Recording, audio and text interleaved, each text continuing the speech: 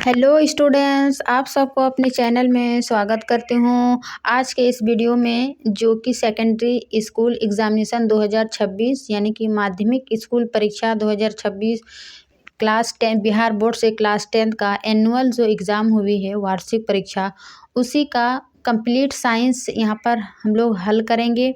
देखेंगे कि किस टाइप का क्लास 10th में बिहार बोर्ड से क्वेश्चन का पैटर्न आया है। क्या जो कि हम लोग प्रैक्टिस सेट बना रहे थे ऑब्जेक्टिव, उसी से बिल्कुल प्रश्न आया है। जो कि जो चैप्टर वाइज ऑब्जेक्टिव पढ़ाए थे उससे बाहर एक भी प्रश्न नहीं आया है। यदि आप मेरा ऑब्जेक्टिव टाइप क्वेश्चन देखे होंगे, है ना, तो आपको अंदाज़ा लग गया होगा कि उसी से सारा प्रश्न है। तो आशा करती हूँ कि आप लोग सभी का एग्ज़ाम जो है वो अच्छा गया होगा। ठीक है, तो चलिए आज हम लोग यहाँ पर मिलाते हैं कि किस ऑब्जेक्टिव टाइप यानी कि इसमें जो है पूर्णांक 80 है ना, 80 में और थ्योरी प्रैक्टिकल जो है 20 क्वेश्चन का है। तो इसमें 80 क्वेश्चन में क्वेश्चन का सेक्शन जो है वो 2 सेक्शन में बटा रहता है, सेक्शन ए और सेक्शन ए। सेक्शन ए में है ऑब्जेक्टिव टाइप क्वेश्चन, जिसमें से 40 क्वेश्चन बनाना होता है और प्रत्येक प्रश्न जो है वो 1 अंक का है। ठीक है, और 40 क्वेश्चन बनाना है, लेकिन प्रश्नों की कुल संख्या जो है वो 80 रहता है यानी कि 80। ठीक है, 80 क्वेश्चन 80 में 40 बनाना होता है। ये बहुत क्या कहते हैं मतलब आसान कर दिया है कि आप 80 में से जो अच्छे से सवाल पहले आ रहा है क्वेश्चन को 40 आप उसी को बनाइए। 80 में से 40 जो नहीं आ रहा है उसको नहीं बनाइए। ठीक है, जो अच्छे से मतलब आ रहा है कि हाँ कन्फर्म है तो उसको पहले टिक कीजिए। उसके बाद जो नहीं आ रहा है तब उसको क्वेश्चन को एलिमिनेट करके बनाएंगे। ठीक है, तो आज के इस वीडियो में इसी ऑब्जेक्टिव टाइप क्वेश्चन यानी कि टोटल जो है वो 80 क्वेश्चन यहाँ पर हल करेंगे। तो आप लोग ज़रूर देखिए कि किस टाइप का क्वेश्चन आया है। आप इसको हार्ड नहीं कर सकते हैं, ठीक था क्वेश्चन का लेवल। ठीक है, क्लास 10 का। तो फर्स्ट क्वेश्चन है कि बेकिंग सोडा का रासायनिक सूत्र क्या है। फर्स्ट चैप्टर का ही रासायनिक समीकरण अभिक्रिया है कि बेकिंग सोडा का रासायनिक सूत्र क्या हो जाएगा। तो इसका राइट आंसर हो जाएगा सोडियम हाइड्रोजन कार्बोनेट यानी कि ए NaHCO3 क्या है, सोडियम बाइकार्बोनेट या फिर सोडियम हाइड्रोजन कार्बोनेट। 1 का ए सही हो जाएगा। 2 है निम्नलिखित में कौन लवण है। ठीक है, 4 ऑप्शन दिया हुआ है, लवण कौन सा है। तो HCl जो है वह एक एसिड है। NaOH यानी कि सोडियम हाइड्रोक्साइड OH लगा हुआ है, इसका मतलब ये दोनों जो है वो क्षार है। ये स्ट्रॉन्ग क्षार है और ये वीक क्षार है। जबकि K2SO4 जो है वो एक लवण है ना, जो कि अम्ल और क्षार के मिलने से लवण बनती है। तो ये 2 का राइट आंसर सी हो जाएगा।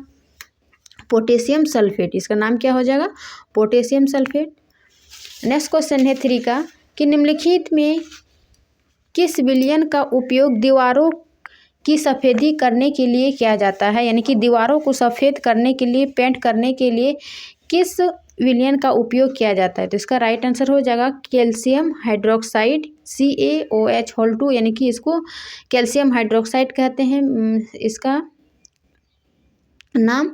और इसको बुझा हुआ चूना भी कहते हैं, है ना, बुझा हुआ चूना, कैल्शियम हाइड्रोक्साइड और बुझा हुआ चूना। तो 3 का राइट आंसर बी हो जाएगा। 4 क्वेश्चन निम्नलिखित में किसके कारण अम्ल वर्षा होती है। ठीक है, तो ऑप्शन के अनुसार सबसे मुख्य कारण हो जाएगा SO2 जो कि अम्ल वर्षा के सबसे मुख्य कारण है। जबकि CO2 यानी कि कार्बन डाइऑक्साइड, CO ये सभी गैसें जो है वो ग्रीन हाउस के लिए जिम्मेवार है। 4 का राइट आंसर बी। 5 निम्नलिखित यौगिकों में कौन दुर्बल अम्ल है। ठीक है, यानी कि कौन वीक एसिड है। तो HCl जो है वो एक स्ट्रॉन्ग एसिड है। HNO3 ये भी एसिड है। H2SO4 दुर्बल एसिड कह रहा है, तो इसका 5 का राइट आंसर सी हो जाएगा। CH3COOH यानी कि एसिटिक अम्ल, यह जो है ऑप्शन के अनुसार सबसे दुर्बल अम्ल है। तो 5 का राइट आंसर सी। 6 निम्नलिखित में कौन अधातु है। ठीक है, धातु और अधातु चैप्टर में कौन अधातु है। तो कार्बन जो है वो एक प्रकार के अधातु है। जबकि FeLal एल्यूमिनियम, आयरन और Ag यानी कि गोल्ड ये सभी क्या है, धातु है। ठीक है, तो 6 का राइट आंसर सी हो जाएगा। नेक्स्ट क्वेश्चन 7 लोहा को जिंक से लेपित करने की क्रिया को क्या कहते हैं। देखिए ये सभी क्लास थ्योरी में भी पढ़े हम लोग और ऑब्जेक्टिव टाइप क्वेश्चन में भी पढ़े। ठीक है, तो लोहा को जिंक से लेपित करने की क्रिया क्या है? गैल्वेनाइजेशन, यानी कि Fe के ऊपर जो कि इसको जिंक से बचाने के लिए, संचारक से बचाने के लिए इसकी क्या करते हैं? जिंक से इसको लेपित करते हैं, है ना, जिंक का परत चढ़ाई जाती है, तो इसी को क्या कहते हैं? गैल्वेनाइजेशन। 7 का राइट आंसर सी। 8, निम्नलिखित में कौन सबसे अधिक अभिक्रियाशील धातु है? सबसे अधिक अभिक्रियाशील धातु हो जाएगा ऑप्शन के अनुसार ये जो मैग्नीशियम, पोटेशियम और कैल्शियम जो है क्या है? पोटेशियम से अधिक अभिक्रियाशील है, सबसे अधिक अभिक्रियाशील है पोटेशियम, और सबसे अधिक पोटेशियम, उसके बाद सोडियम हो जाएगा, फिर कैल्शियम हो जाएगा, फिर मैग्नीशियम हो जाएगा, यानी कि अभिक्रियाशील श्रेणी में सबसे पहले आ जाएगा पोटेशियम, तो ये सबसे अधिक अभिक्रियाशील हो जाएगा। नहीं, इस 8 का राइट आंसर डी। 9 है, एक तत्व का इलेक्ट्रॉनिक विन्यास 287 है, इस तत्व की परमाणु संख्या क्या होगा? तो इलेक्ट्रॉनिक विन्यास क्या होता है? जो जितना परमाणु संख्या है उसी का हम लोग इलेक्ट्रॉनिक विन्यास यानी कि कक्षों में उसको विन्यास सजाते हैं। 28 यानी कि इसको सब कुछ जोड़कर उसकी परमाणु संख्या 2, 8, 10 और 7 क्या होगा? 17। तो 17 किसका होता है? क्लोरीन, है ना। 17 इसका राइट आंसर हो जाएगा 9 का सी। 10 हो जाएगा, निम्नलिखित में किससे इलेक्ट्रॉन को बाहर निकलना सबसे आसान है? देखिए इलेक्ट्रॉन को बाहर निकालना जो सबसे जिसकी संख्या यानी कि संयोजकता कम होगी वो इलेक्ट्रॉन को त्यागने में सबसे आसानी होगा। तो यहाँ पर M+ यानी कि M1, M2, M3 सबसे आसान किस में होगा? M में होगा, है ना, इलेक्ट्रॉन को बाहर करने की। ये चूँकि ये उदासीन परमाणु हो गया और बाकी सभी में जो है वो संयोजकता की संख्या है, इसीलिए इसको सबसे बाहर निकालना सबसे आसान हो जाएगा। 10 का राइट आंसर ए। 11, निम्नलिखित में कौन संक्रमण तत्व नहीं है? ठीक है, जब पीरियोडिक टेबल पढ़ते हैं उसमें संक्रमण और संक्रमण तत्व की श्रेणी में नहीं है, तो कैल्शियम जो है संक्रमण तत्व की श्रेणी में नहीं है। राइट आंसर 11 का डी। 12, कोयला तथा पेट्रोलियम है, कोयला तथा पेट्रोलियम क्या है? जीवाश्म ईंधन है, नवीकरणीय ईंधन है या फिर नाभिक ईंधन? तो इसका राइट आंसर जीवाश्म ईंधन हो जाएगा, क्योंकि कोयला और पेट्रोलियम जो है वो किसी भी पेड़ पौधे या जीवों के अवशेष से लाखों करोड़ों वर्ष लग जाते हैं बनने में, तो ये यह एक प्रकार के जो है वो जीवाश्म ईंधन है। 13 का, निम्नलिखित में किसके कारण पर्यावरण का संतुलन बिगड़ जाता है? ठीक है, संतुलन का बिगड़ जाता है किसका? वन रोपण से नहीं, अधिक हरे पौधे के उगने से, जैव विविधता से। इसका राइट आंसर हो जाएगा ए कि बढ़ती मानव जनसंख्या जो है पर्यावरण का संतुलन बिगड़ जाता है, क्योंकि जनसंख्या बढ़ने से पर्यावरण का अति दोहन हो रहा है। 14, निम्नलिखित में किसका उपयोग बिजली उत्पादन में होता है? ठीक है ना, ऑप्शन के अनुसार जो है वो पवन का उपयोग बिजली उत्पादन में होता है। राइट आंसर 14 का सी। नेक्स्ट क्वेश्चन 15, दंत क्षरण का कारण है, यानी कि डेंटल कैरी का दंत क्षरण का कारण क्या हो जाएगा? मीठी चीज का खाना या फिर दांतों की सफाई न करना, बैक्टीरिया द्वारा अम्ल का निर्माण होना, इन सभी कारण से जो है वो हमारे दांत का क्षरण होता है। दंत क्षरण का कारण ये है, सभी मुख्य कारण है। ठीक है, नेक्स्ट क्वेश्चन 16 का, निम्नलिखित में से क्या स्वपोषी पोषण के लिए आवश्यक नहीं है? स्वपोषी पोषण क्या हो गए? जो कि प्रकाश संश्लेषण की क्रिया करती है, यानी कि हरे पौधे। तो इसमें से कौन आवश्यक नहीं है? देखिए कार्बन डाइऑक्साइड और जल भी चाहिए उसको, क्लोरोफिल चाहिए, सूर्य की प्रकाश चाहिए, जबकि ऑक्सीजन जो है ये इन सभी अभिक्रिया से यानी कि प्रकाश संश्लेषण की क्रिया से ऑक्सीजन रिलीज होती है, ना कि उसको आवश्यक है। ठीक है, तो इसका आवश्यक पूछ रहा है, आवश्यक नहीं है, तो इसका राइट आंसर हो जाएगा 16 का डी, ऑक्सीजन जो कि आवश्यक नहीं है, बाकी सभी पदार्थ जो है आवश्यक है।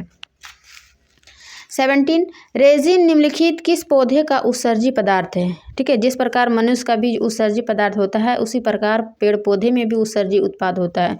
तो रेजिन एक प्रकार का उत्सर्जी पदार्थ है किसका? चीड़ पौधे का, है ना, जो कि जिम्नोस्पर्म प्लांट में आते हैं।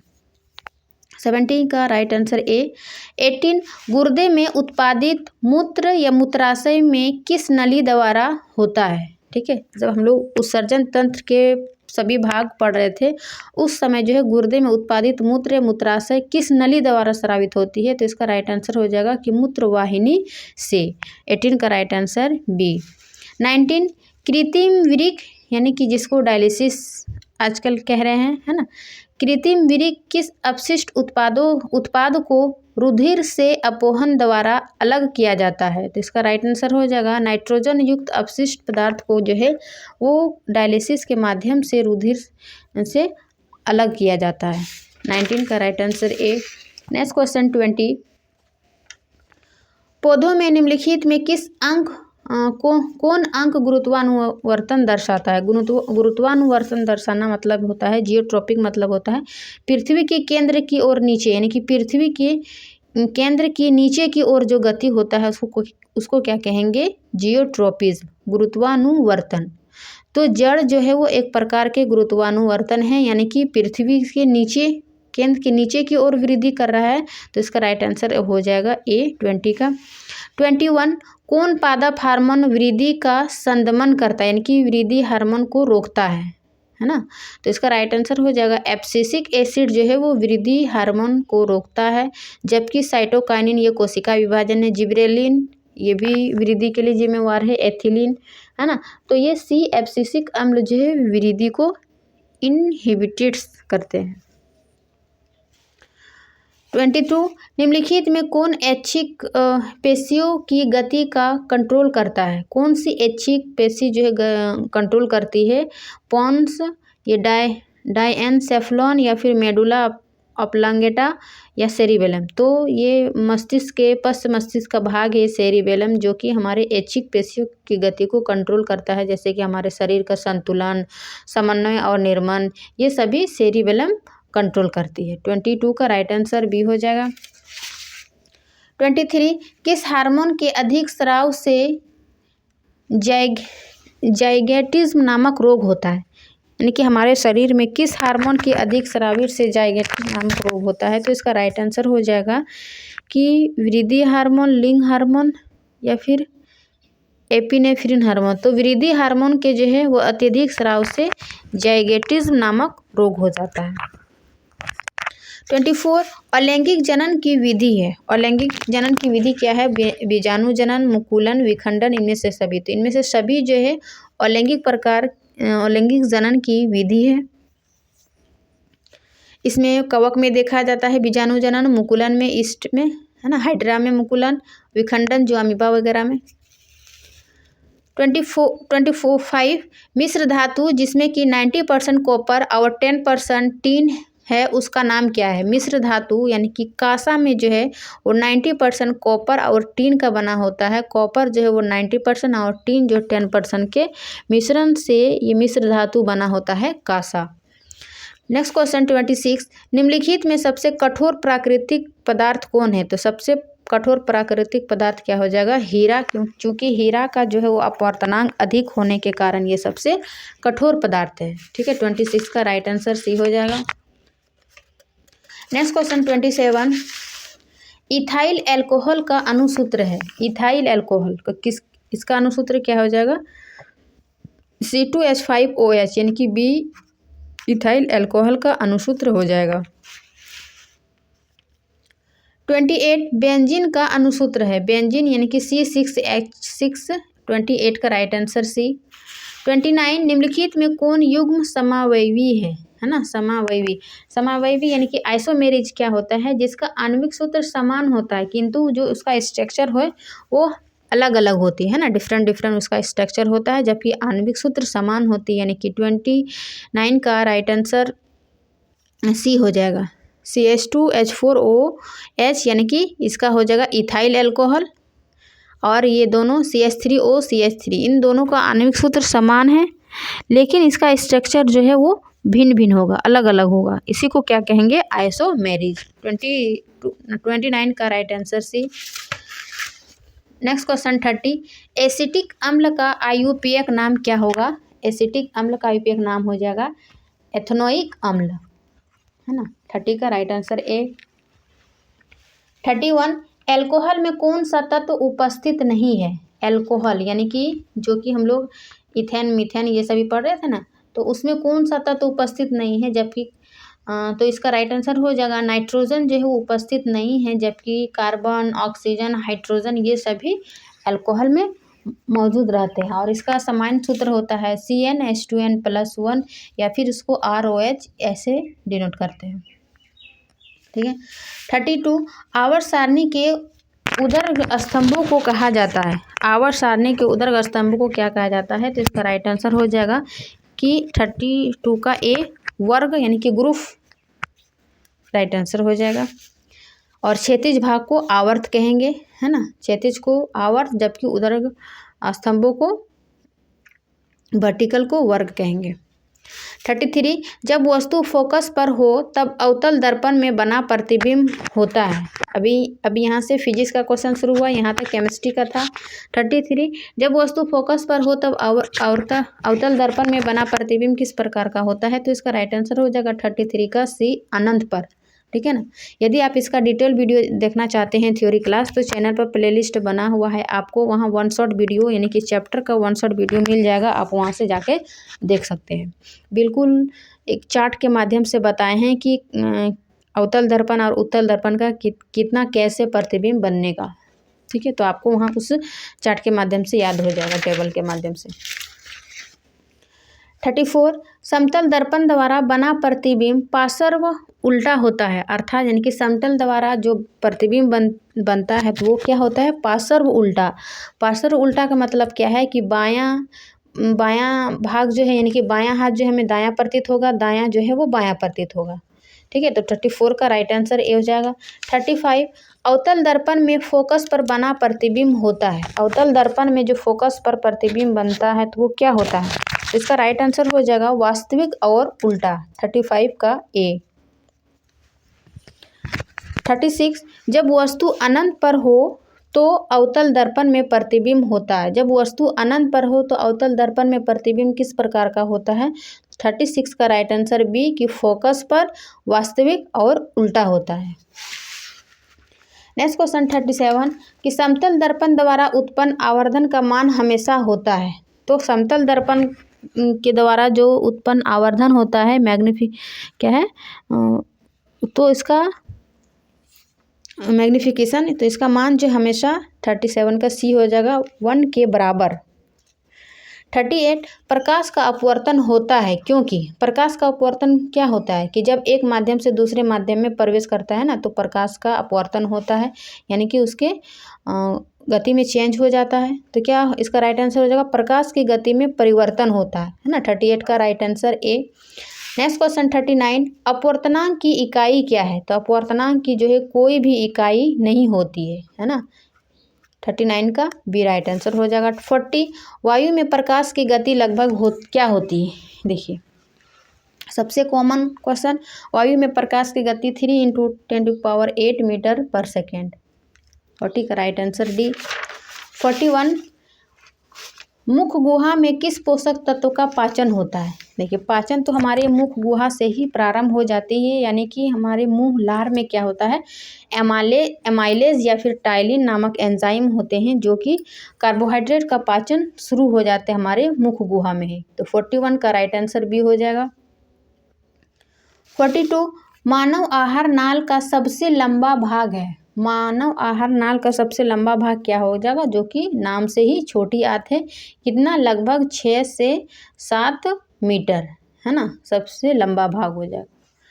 43 द्विबीजपत्री पौधों की गौड़ कोशिकाएं की कौन सी भित्ति मोटी होती है, यानी कि जो पत्तों में छिद्र होती है ना, उसका स्ट्रक्चर में गॉड सेल और सब्सिटरी सेल ये सभी होता है, तो कौन सी भित्ति मोटी होती है, तो भीतरी है ना, भीतरी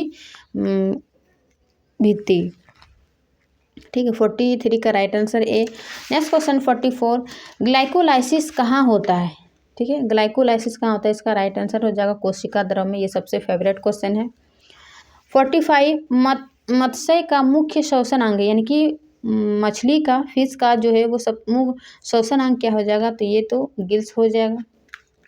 46 मानव हृदय घिरा होता है, मानव का हृदय जो है वो 2 लेयर का है ना, तो ये पेरिकार्डियम लेयर से घिरी होता है, 46 का राइट आंसर डी। 47 प्लाज्मा का रंग होता है। प्लाज्मा यानी कि रक्त का ही भाग है, तो किस प्रकार का होता है प्लाज्मा, तो ये हल्का पीला प्लाज्मा का रंग होता है। 47 का right answer C. Next question 48, निम्नलिखित में कौन पौधे के में जल संवाहक ऊतक है। ठीक है, निम्नलिखित में कौन पौधों में जल संवाहक ऊतक है, इसका राइट आंसर, यानी कि पौधे में जल का संवाहक कौन करता है, तो इसका राइट आंसर हो जाएगा जाइलम। 48 का राइट आंसर सी। 49 पानी में छड़ी को मुड़ी हुई दिखाई देने का क्या कारण है, तो ये प्रकाश के अपवर्तन, और प्रकाश का अपवर्तन हम क्या देखें कि एक माध्यम से दूसरे माध्यम में जो प्रकाश की गति में परिवर्तन हो रहा है, जिस कारण जो है पानी की छड़ी मुड़ी हुई प्रतीत हो रही है, तो ये क्या हो जाएगा अपवर्तन के कारण। 49 का राइट आंसर बी। 50 निम्नलिखित में किसका अपवर्तनांक सबसे अधिक होता है। देखिए अभी हमने बताया था पीछे में कि हीरा का अपवर्तनांक अधिक होने के कारण जो है वह यह सबसे कठोर पदार्थ है। 50 का राइट आंसर बी हो जाएगा। नेक्स्ट क्वेश्चन 51, स्पेक्ट्रम में किस रंग की किरण का झुकाव अधिक होता है। देखिए स्पेक्ट्रम यानी कि प्रकाश का जो 7 रंगों में विभाजित हो जाती है उसी को क्या कहेंगे स्पेक्ट्रम, और वो सबसे अधिक जो है वो बैगनी रंग का, यानी कि झुका मतलब विचलन सबसे अधिक किसका होता है बैगनी का, और सबसे कम होता है लाल का। क्यों सबसे अधिक विचलन होता है, चूँकि इसका तरंगदैर्घ्य जो है वेव लेंथ जो है वो सबसे कम है और विचलन सबसे अधिक है। 2 पॉइंट इसमें याद रखिएगा, ये हर क्वेश्चन में किसी न किसी रूप से पूछा जाता है, कभी झुकाव कभी तरंगदैर्घ्य, है ना। और लाल रंग का झुकाव यानी कि विचलन सबसे कम होता है, लेकिन तरंगदैर्घ्य जो है वो सबसे अधिक होता है। तो ये दोनों में रिलेट करके पढ़िए। 51 का राइट आंसर सी। 52 आँख का रंगीन भाग होता है। आँख का रंगीन भाग क्या होता है, इसका राइट आंसर हो जाएगा आइरिस। 52 का बी। 53 सामान्य नेत्र की निकट बिंदु है। सामान्य नेत्र की निकट बिंदु का क्या मान होगा, लगभग 25 सेंटीमीटर। डी राइट आंसर हो जाएगा। 54 किस दोष में व्यक्ति की दूर की वस्तुएं स्पष्ट नहीं दिखती है, वह है, यानी कि निकट दृष्टि दोष, दूर दृष्टि दोष।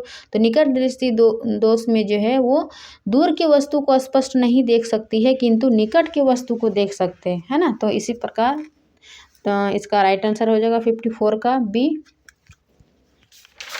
नेक्स्ट क्वेश्चन 55 निकट दृष्टि दोष सुधारा जाता है। तो आखिर जो दूर की वस्तु को स्पष्ट देख सकते हैं, निकट की नहीं देख सकते हैं, तो इसको किस लेंस से सुधारा जा सकता है, तो इसका राइट आंसर हो जाएगा अवतल लेंस जो है इसके दोष को सुधारा जा सकता है। 55 का राइट आंसर भी। 56 विद्युत शक्ति का एसआई मात्रक क्या हो जाएगा, तो विद्युत शक्ति का एसआई मात्रक क्या हो जाएगा वाट, है ना। 56 का राइट आंसर भी। 57 डायनेमो यांत्रिक ऊर्जा को किस ऊर्जा में परिणत करता है, यानी कि चेंज करता है। डायनेमो जो है यांत्रिक ऊर्जा को किस ऊर्जा में बदल रही है, तो इसका राइट आंसर हो जाएगा विद्युत ऊर्जा में। 57 का राइट आंसर भी। नेक्स्ट क्वेश्चन 58 जैव आवर्धन प्रदर्शित करने वाला रसायन है। जैव आवर्धन यानी कि बायोमैग्निफिकेशन, ये क्या होता है कि इसमें किसी विषैले रसायन की सांद्रता खाद्य श्रृंखला में ऊपर की ओर बढ़ते जाता है ना, उसी को क्या कहेंगे जैव आवर्धन। तो यह जो है डीडीटी जो है वो एक प्रकार का जैव आवर्धन रसायन है। डीडीटी यानी कि डाइक्लोरोफिनाइल ट्राइक्लोरोइथेन, ये इसका फुल फॉर्म होगा, ठीक है ना। तो 58 का राइट आंसर भी। 59 ओजोन का आणविक सूत्र है। ओजोन का आणविक सूत्र ये तो क्या हो जाएगा O3। 60 रासायनिक अभिक्रिया, यानी कि रासायनिक अभिक्रिया दिया हुआ है और वो पूछ रहा है कि यह किस प्रकार की अभिक्रिया है। रासायनिक अभिक्रिया क्या है, Na2SO4 प्लस BaCl, है ना, क्या बना BaSO4। तो देखिए Ba है ना, BaClSO4 क्या है, वो क्लोरीन को विस्थापित करके SO4 आ गया, यहाँ पर सोडियम और क्लोरीन आ गया, यानी क्या हो गया 2 तत्वों का विस्थापन हो गया। तो इसलिए यह क्या हो जाएगा द्विविस्थापन अभिक्रिया का ये उदाहरण हो जाएगा। 60 का right answer B. Next question 61 रासायनिक अभिक्रिया के दौरान किस पदार्थ में ऑक्सीजन का योग कहलाता है ना। किसी पदार्थ में ऑक्सीजन का योग और हाइड्रोजन का वियोग क्या कहलाता है, ऑक्सीडेशन, यानी कि उपचयन अभिक्रिया। जबकि ऑक्सीजन का ह्रास और हाइड्रोजन का योग क्या कहलाएगा, अपचयन अभिक्रिया, है ना, रिडक्शन। तो 61 का राइट आंसर बी। 62 जल में हाइड्रोजन तथा ऑक्सीजन की परमाणुओं की संख्या का अनुपात होगा। देखिए कितना, जल का पहले आणविक सूत्र क्या होगा H2, तो हाइड्रोजन कितना 2 और ऑक्सीजन 1, तो इस प्रकार 2 अनुपात क्या हो जाएगा 1। 62 का राइट आंसर ए कि जल और ऑक्सीजन की परमाणुओं की संख्या का अनुपात होगा 2:1। 63 खड़िया का रासायनिक सूत्र क्या है। खड़िया यानी कि चूना है ना, संगमरमर का, चूना पत्थर का, ये सभी जिसको चौक कहते हैं, तो ये सभी CaCO3 यानी कैल्शियम कार्बोनेट इसका रासायनिक सूत्र होगा। 63 का राइट आंसर सी। 64 दूध से दही बनने में निम्नलिखित में कौन सी अभिक्रिया होती है। दूध से दही बनने में कौन सी अभिक्रिया होगा, किण्वन अभिक्रिया। क्यों, क्योंकि ये जो दूध में लैक्टोबैसिलस बैक्टीरिया दूध में क्या करता है, जो दूध में शर्करा प्रेजेंट रहता है लैक्टोज, उसको लैक्टिक एसिड में चेंज करता है ना, और इस प्रकार दही में परिवर्तित हो जाता है दूध, तो यह जो है वो एक किण्वन अभिक्रिया है। 65 प्रथम मासिक धर्म का प्रकट होना क्या कहलाता है। प्रथम बार जो मासिक धर्म का प्रकट हुआ तो वह क्या कहलाएगा, मेनार्क है ना। 65 का राइट आंसर बी हो जाएगा। 66 भ्रूण का विकास कहाँ होता है, तो भ्रूण का विकास कहाँ हो, यूट्रस में यानी कि गर्भाशय में। 67 जीव द्रव शब्द किसने प्रस्तुत किया था। प्रोटोप्लाज्म शब्द जो है वो सबसे पहले किसने, पुरकिंजे ने प्रोटोप्लाज्म शब्द का प्रस्तुत किया था। नेक्स्ट क्वेश्चन 68 मानव युग्मक में लिंग गुणसूत्र की संख्या होती है। लिंग गुणसूत्र की संख्या क्या होती है, तो वैसे तो 23 पेयर होते हैं, लेकिन गुणसूत्र की संख्या जो है लिंग गुणसूत्र वो 1 ही होती है ना। 68 का राइट आंसर 1 हो जाएगा। नेक्स्ट क्वेश्चन 69 निम्नलिखित में कौन पुरुषों में पाए जाने वाला लिंग गुणसूत्र क्रोमोसोम है। देखिए कितना आसान, पुरुषों में XY, जबकि मादा में XX 23 पेयर में। नेक्स्ट क्वेश्चन 70 जीवाणु कहलाते हैं यानी कि बैक्टीरिया क्या कहलाते हैं, तो बैक्टीरिया जो है वो एक प्रकार के अपघटक है यानी कि डिकम्पोजर है, जो कि मृत पदार्थ या सड़े गले पदार्थ को क्या करते हैं, वो अपघटित करते हैं, इसीलिए इसको अपघटक पदार्थ कहते हैं, ठीक है ना। 70 का राइट आंसर भी। 71 इसके अलावा बैक्टीरिया के अलावा फंगस को भी कहते हैं यानी कि कवक को भी अपघटक पदार्थ कहते हैं, अपघटक जीव कहलाते हैं बैक्टीरिया और फंगस को। 71 निम्नलिखित में कौन एक भूमिगत जल का उदाहरण है, तो भूमिगत जल का उदाहरण क्या हो जाएगा, कुआं है ना, जो कि भूमि को खोद करके बनाई जाती है, तो 71 का राइट आंसर बी हो जाएगा। सभी यानी ऑप्शन के अनुसार जैसे नदी, तालाब, समुद्र ये भी भूमि में ही, लेकिन ये जो है वो सतही भूमि का उदाहरण हो जाएगा, लेकिन भूमिगत जल का वास्तव में आंसर हो जाएगा कुआं। 72 तालाब किस प्रकार का पारिस्थितिकी तंत्र है, तो तालाब जो है वो एक प्रकार का प्राकृतिक पारिस्थितिक यानी कि नेचुरल इकोसिस्टम का उदाहरण है, क्योंकि तालाब में एक वह सभी जीव पाए जाते हैं जो कि पारिस्थितिक तंत्र के लिए है, छोटे छोटे जीव से लेकर बड़े जीव तक, पेड़ पौधा, अपघटक सभी पदार्थ पाए जाते हैं ना, इसीलिए इसको प्राकृतिक इकोसिस्टम कहते हैं। 73 ओम के नियम का गणितीय रूप है। ओम का नियम का गणितीय रूप क्या हो जाएगा, यानी कि धारा I बराबर V/R, जो कि उसके विभवांतर बट्टे प्रतिरोध के समानुपाती होते हैं, है ना। 73 का राइट आंसर भी हो जाएगा। 74 विद्युत अपघटन में इलेक्ट्रोड मुक्त होता है। विद्युत अपघटन में इलेक्ट्रॉन मुक्त होता कहाँ होता है, कहाँ रिलीज होता है इलेक्ट्रोलाइट, तो इसका राइट आंसर हो जाएगा एनोड पर, है ना। 74 का right answer A. Next question 75 ताप बढ़ने से चालक के प्रतिरोध पर क्या प्रभाव होता है। देखिए चालक का प्रतिरोध किन किन चीज़ों पर निर्भर करता है, ताप पर, बढ़ने घटने पर भी, तो इसका राइट आंसर हो जाएगा ताप बढ़ने पर चालक के प्रतिरोध भी क्या होगा, बढ़ता है ना। 75 का राइट आंसर ए। 76 शुष्क सेल में ऋण इलेक्ट्रोड बना होता है। शुष्क सेल में ऋण इलेक्ट्रोड किसका बना होता है, तो यह जस्ता यानी कि जिंक का बना होता है। 76 का राइट आंसर सी हो जाएगा। 77 प्रत्यावर्ती धारा की दिशा चालक में क्या होता है, प्रत्यावर्ती धारा और एक होता है ना डिस्ट धारा, तो इसका जो है वो आवर्ती रूप से उलट जाती है, 77 का राइट आंसर बी यानी कि रिवर्स पीरियोडिकली होता है, आवर्ती रूप से उलट जाती है प्रत्यावर्ती धारा की दिशा में चालक का। ठीक है, नेक्स्ट क्वेश्चन 78, निम्नलिखित में कौन सुरक्षा युक्ति है? ठीक है, सेफ्टी डिवाइस, तो इसका राइट आंसर हो जाएगा MCB। MCB क्या होता है कि जब भी धारा परिवर्तन में यानी कि परिपथ में अधिक करंट फ्लो होती है जिससे आग लगने की संभावना क्या कहते हैं उसमें बहुत अधिक बढ़ जाना, अतिभारण का, तो इससे जो है वो MCB सुरक्षित करती है, ये ऑटोमेटिक बंद हो जाएगा, है ना। मैंने इस 78 का राइट आंसर सी। 79, हमारे घरों में जो विद्युत आपूर्ति की जाती है वह क्या होता है? तो 120 वोल्ट पर प्रत्यावर्ती धारा होती है ना। किस प्रकार का धारा? प्रत्यावर्ती धारा, जो कि प्रत्यावर्ती में हम लोग देखे थे कि आवर्ती रूप से उलट जाती है ना, और 220 वोल्ट पर होती है। 79 का राइट आंसर सी। 80 और आज के इस सेशन का लास्ट क्वेश्चन है, अतिभारण के समय विद्युत परिपथ में विद्युत धारा का मान क्या होता है? अतिभारण यानी कि जब अतिभारण के समय क्या होता है, विद्युत धारा का मान बहुत अधिक बढ़ जाता है जिससे शॉर्ट सर्किट की संभावना होती है, आग लगने की। इसी से बचाने के लिए जो ऊपर MCB लगाया जाता है ना, कि ताकि दुर्घटना से बचा जा सके। तो इस प्रकार जो है वो क्लास 10th का यानी कि बिहार बोर्ड से जो फाइनल एग्ज़ाम हुई है एनुअल वार्षिक परीक्षा, तो साइंस का कंप्लीट ऑब्जेक्टिव हम लोग हल किए हैं 1 से 80 क्वेश्चन तक। तो आप लोग ज़रूर इसको हल करके देखिए। ठीक है, मिलते हैं इसी टाइप का नेक्स्ट क्वेश्चन में, तब तक के लिए थैंक यू। आशा करती हूँ कि फिर ये वीडियो जो है वो अच्छी लगी होगी। अच्छी लगी तो अपने दोस्तों के साथ शेयर कीजिए और चैनल पर नए हैं तो चैनल को सब्सक्राइब करिए।